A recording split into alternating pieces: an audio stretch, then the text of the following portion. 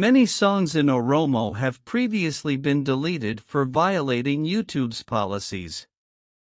We inquired that Ray Studio, which is known for producing a lot of Oromo songs, was closed for the same reason. Since such conditions have worsened, songs in Oromo have cooled down, and some singers have even left the arts.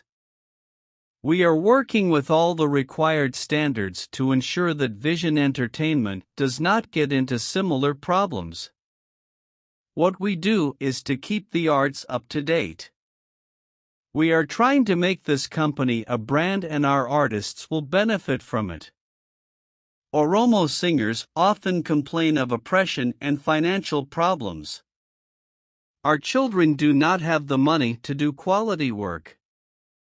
So we branded our channel and let the kids upload their songs. We will fix songs that are not up to standard.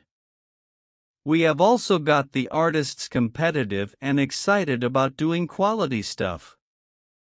You hear artists singing by name, which is chargeable under hate speech.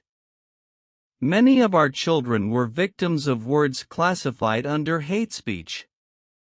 Previously, many Oromo singers were not aware of YouTube's rules, adding that they are working on strengthening awareness.